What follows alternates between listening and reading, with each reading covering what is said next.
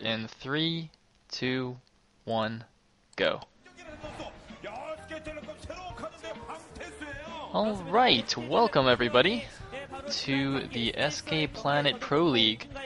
This is round 2, week something. I'm not even sure anymore. I don't think it really matters. Anyways, we're gonna watch SKT versus Air Force Ace. And the first two players are going to be Alone White versus Great.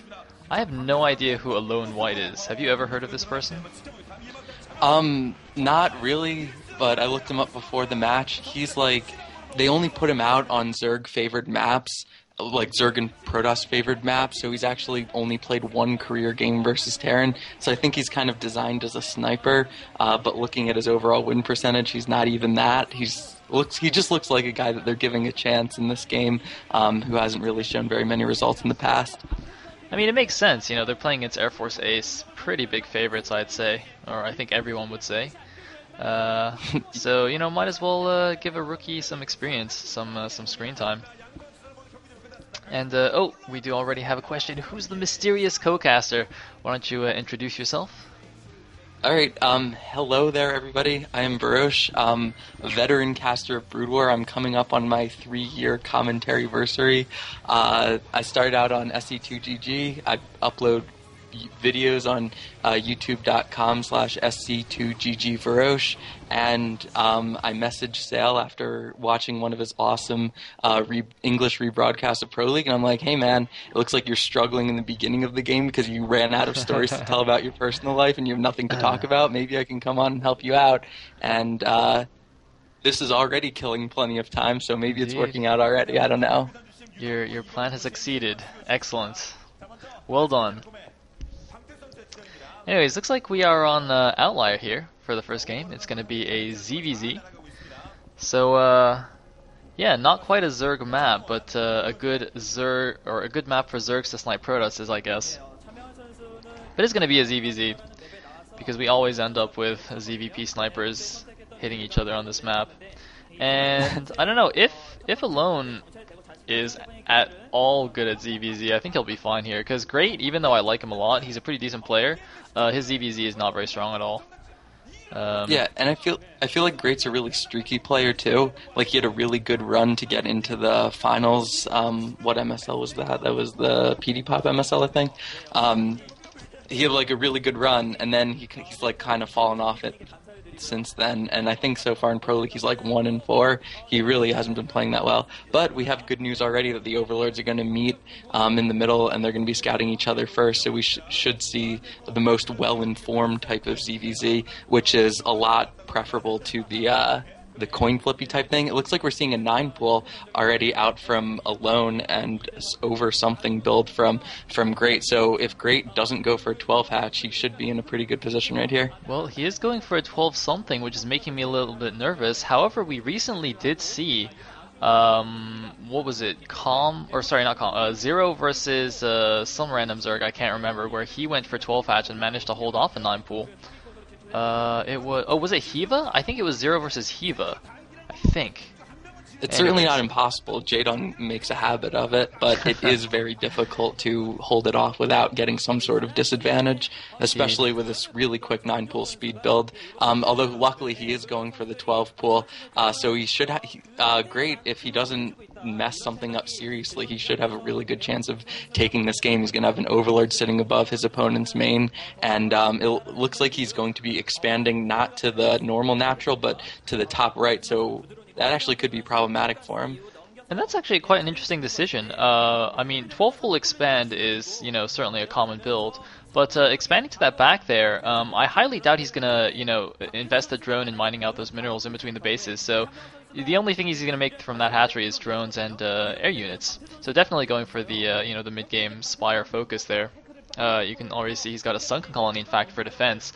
I guess that means he went for drones rather than the initial. Or no, I guess his pool did just finish. Okay, so he's making 6-lings now, and he should be okay here. Looks like Alone just gonna poke around a bit, but the sunken does finish. Yeah, I'm actually pretty worried about that hatchery because the distance to reinforce that is going to be insanely large, and we can expect that Alone's going to have a Zergling advantage, at least in the beginning of the game. Although he's still not putting that down, it's going to go down soon, and Alone might be able to go cause a cancel on it and pick off the drone, which would pretty much even the game, actually, and I don't know, it's not very prudent. And of course, as we expect, Alone's going to get up the Spire a little bit quicker, but Great should have the timing down to defend, and this is a really nice arc that Alone's made at the top of Great's ramp. I know Alone isn't a player that we have seen very much. I think this might be his first game in this round of the Pro League, but he's impressing me. I like the Zergling arc. He's playing this decently, and it looks like he's actually going to go for an expansion, which is pretty atypical in the 9-pool opening. Yeah, I'm actually really curious. I mean, we can see that both players have overlords in each other's bases. I don't know if did Alone's overlord see the 2 drones go out? Because I actually was not paying attention earlier. I didn't realize what he's doing. Because otherwise, I mean, I don't know if he'll even expect this expansion from Great, because it's very unusual to take that island. I mean, we've seen plenty of 12-pool expands to the natural on this map. And, you know, it's not like, I mean, the distance between naturals does seem a little bit short relative to some maps, but it's not, you know, overly short where you'd never expand to your natural. So I'm wondering whether Alone can actually, you know, kind of pin Great on this build, or whether he's just kind of just assuming he's still on one base, which obviously would play a huge difference in how he reacts to it. And it looks like... so the mutas are coming out now, and they're going to be on their way soon. And we saw Great trying to break through that Zergling arc at the top of his ramp, one ling at a time, but so far it hasn't worked out for him.